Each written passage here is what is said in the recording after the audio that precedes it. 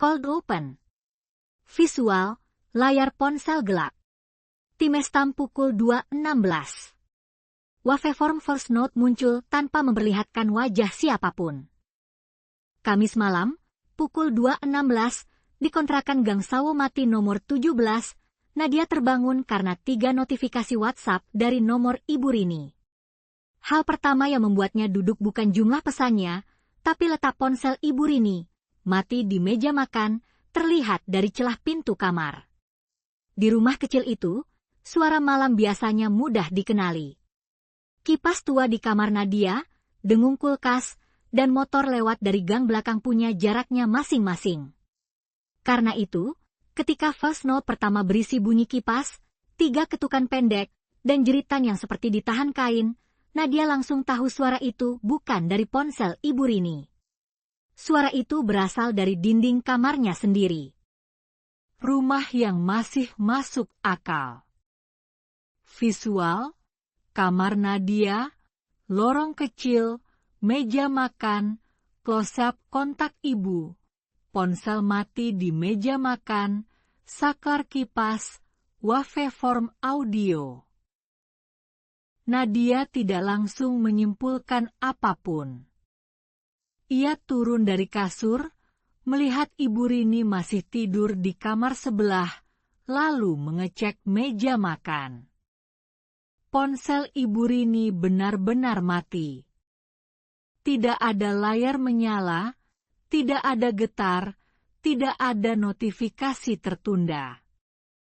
Hal yang membuat Nadia tetap bertahan pada penjelasan rasional adalah satu kemungkinan sederhana.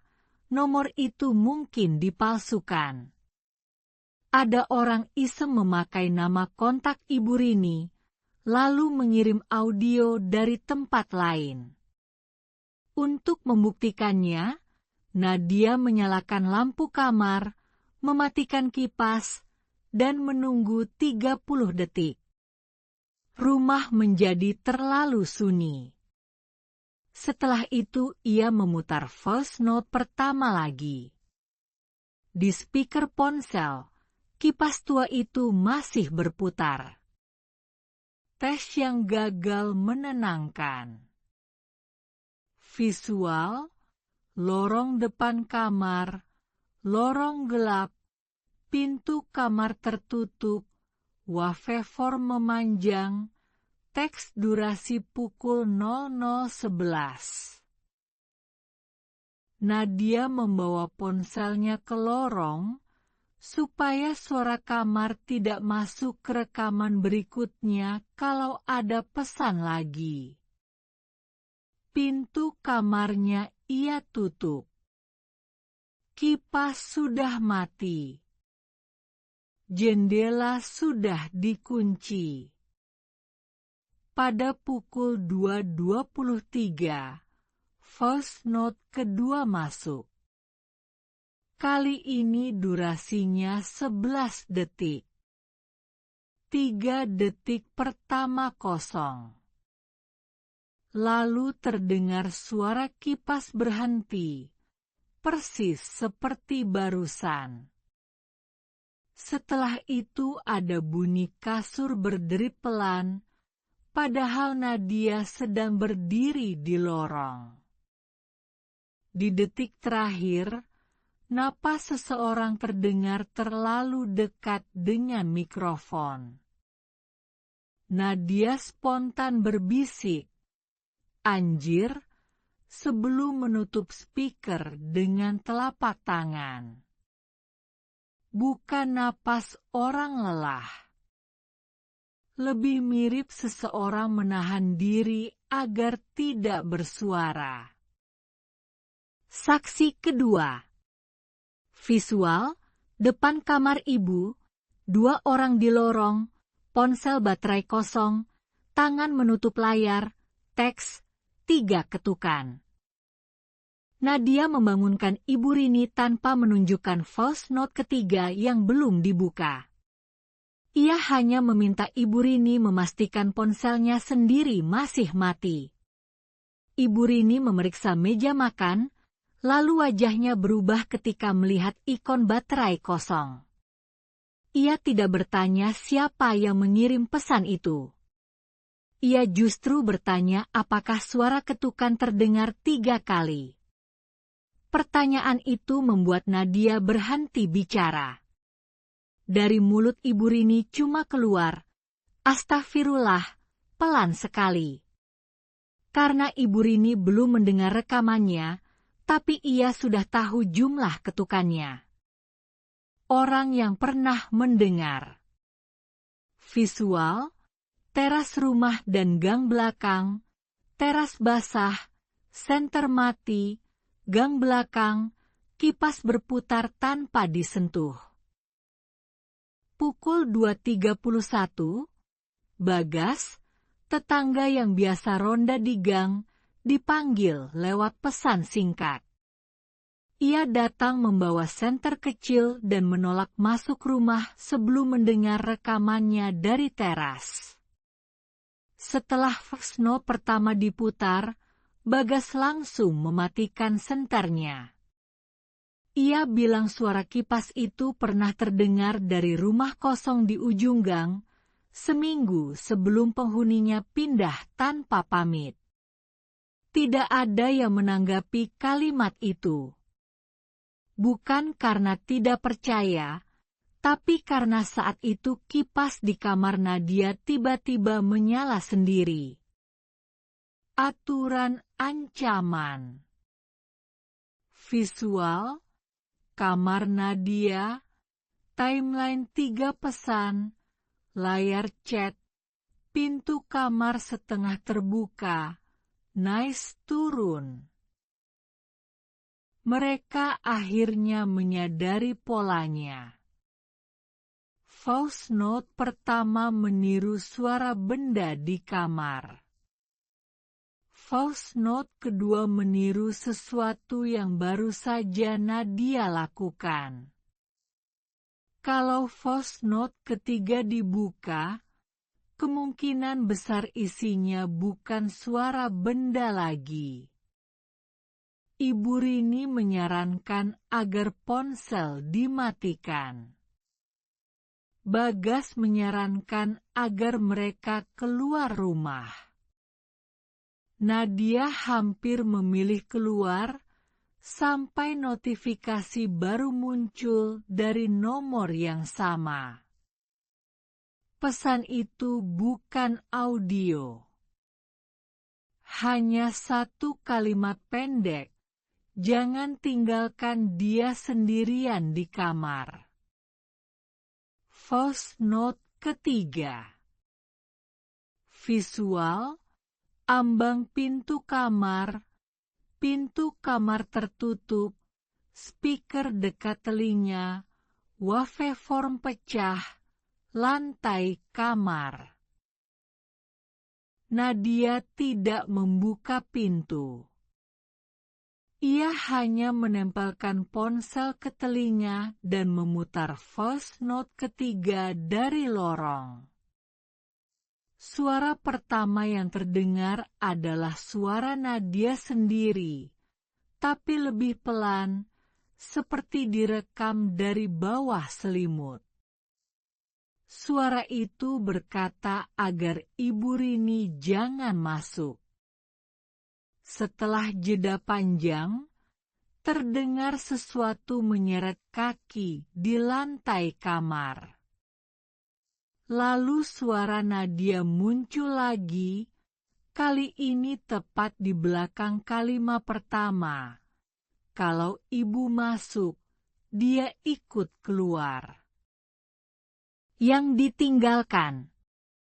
Visual, pagi hari di kamar pagi, bantal kosong, ponsel retak, draft WhatsApp. Mereka menunggu sampai azan subuh sebelum membuka pintu. Kamar Nadia tidak berantakan. Kasur tetap rapi. Jendela tetap terkunci. Kipas mati. Yang berubah hanya satu hal. Di atas bantal ada ponsel lama milik Ibu Rini, ponsel yang seharusnya berada di meja makan.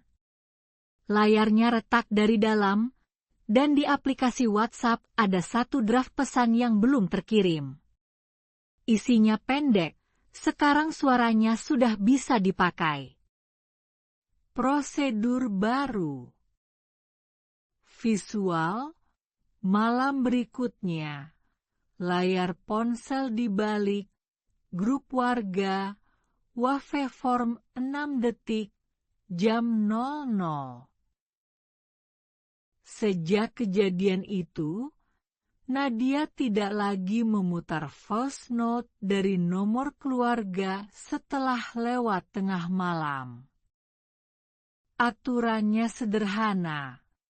Kalau pesan datang setelah jam 12, layar dibalik, volume dimatikan, dan orang yang namanya muncul harus dipanggil langsung dari ruangan lain.